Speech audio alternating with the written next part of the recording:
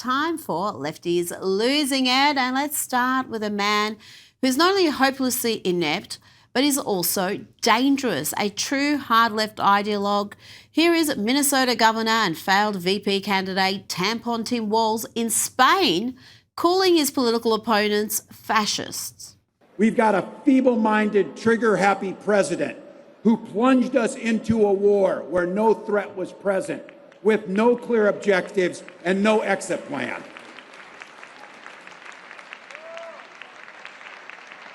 We need to call that what it is. That's fascism. Or at least it's fascist curious, as they would be. First question, why is he in Spain? And why does a man his age not understand a term like fascism, and yet he insists on using that word over and over again?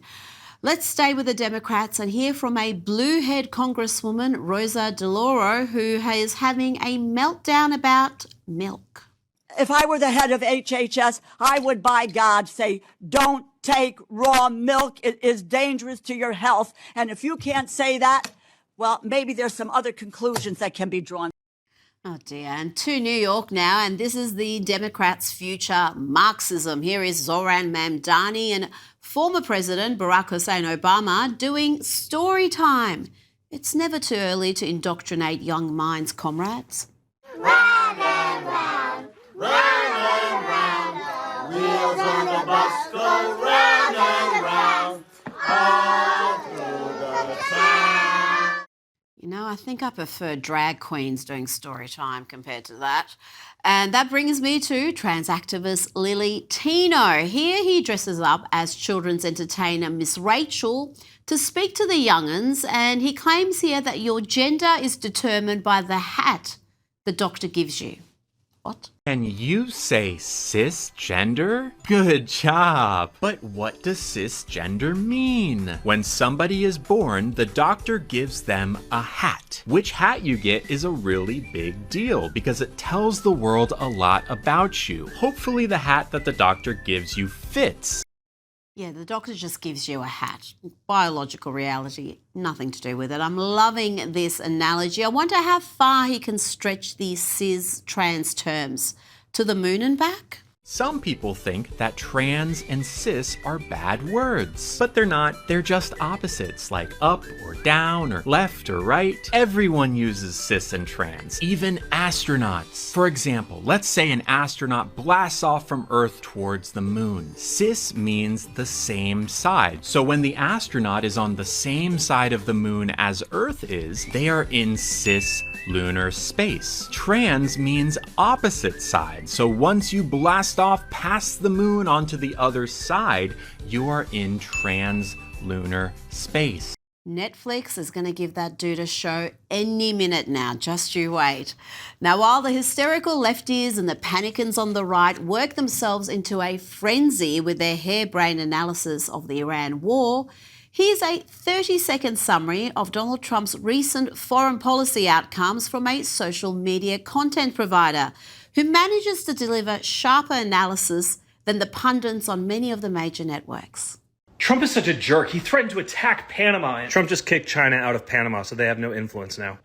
Trump just illegally took Maduro out of Venezuela. We control all of Venezuela's oil now, and we've completely kicked China out of the Western Hemisphere. Trump is just like Hitler. He's threatening to invade Greenland. Greenland just made a deal with us, and we're working great together now.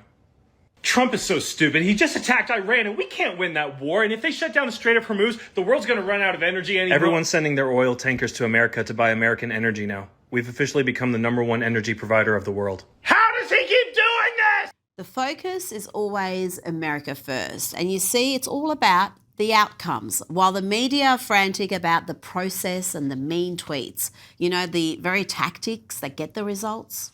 Let's hear from the most bullied person in the world, according to herself, of course. Pampered princess turned failed reality TV star Meghan Markle was in Australia for a commercial tour. Here she claims she's been the most trolled person for the past decade. The delusion is strong with this one.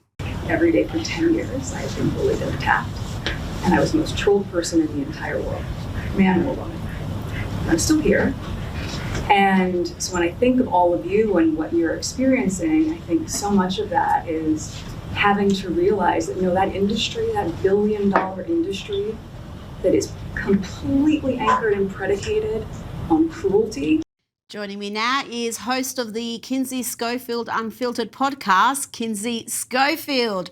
What's your reaction to that claim by Meghan that she's the most trolled person, man or woman, in the world for a decade? I mean, analytically, that is simply not true. In 2024, research proves that Catherine, Princess of Wales, was the most harassed person online, the most trolled, during a sensitive secret cancer battle. My sympathy lies there. In 2019, research says it was Adele. If Meghan wants to be taken seriously as an expert in this arena, she needs to remove herself from the equation and bring her audience statistics and meaningful solutions to the problem, not another sob story. You know what? I don't even believe those stats. You look at the criticism Princess Kate or Adele gets, and you compare that to pretty much anybody in the Trump administration. Give me a break. Since 2016, there would be not a human in the world who would have got the bad press that Donald Trump gets. Now, you can say he's a politician, he's signed up for that, but then every public figure, in a way, signs up for that, and that's something Megyn Kelly But he also said didn't when have cancer. He didn't have cancer. Catherine had cancer. I mean, that was horrible. Yeah. She did, but I'm just wondering, about the data points in this research. But let's have a listen to what Megyn Kelly said about Meghan Markle's comments about trolling. Every public figure has been subjected to negative scrutiny, often very intense and unpleasant. You had the benefit of universally loving and adoring, praise, fawning press for a year. When you started dating him, a biracial American princess, oh my God, the US press went nuts. The Brits, who are woker than we are, were self-flagellating themselves in every paper for not having had anybody of color in the family. And they were bending over backwards to welcome you into the royal family. Kinsey, she then blew it all that goodwill gone. And Megyn Kelly says she blew it all by being, and I quote, a bitch and a bully. Where there's smoke, there's fire. And Vanity Fair reported former employees of Megyn sought therapy after they worked for her. She was such a bully. The Hollywood Reporter called her a dictator in high heels. MK might just be onto something here. I don't disagree with her.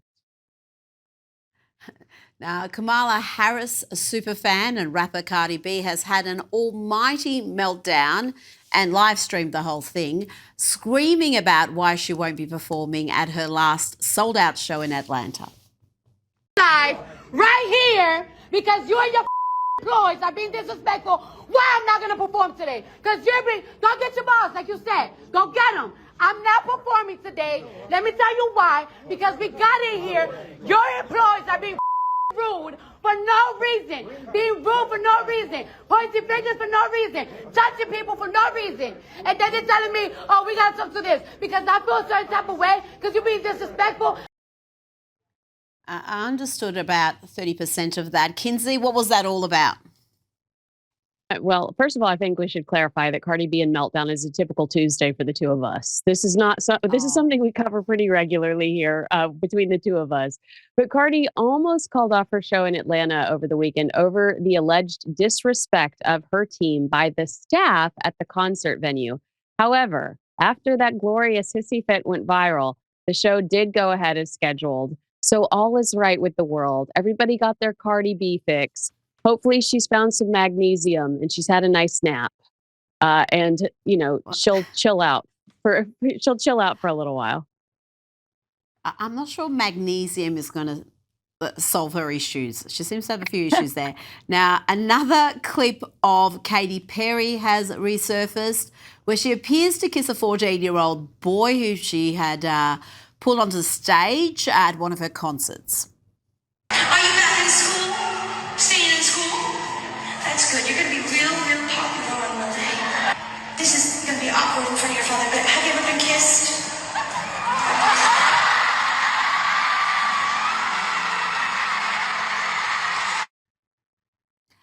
That went on for a while because then she encouraged him to participate a little bit more in the kissing. Kinsey, this all has come to light because we've got Victoria Police here investigating Katy Perry after Australian actress Ruby Rose claimed that Perry assaulted her back in 2010. How do you see this affecting Katy Perry's reputation and image around the world?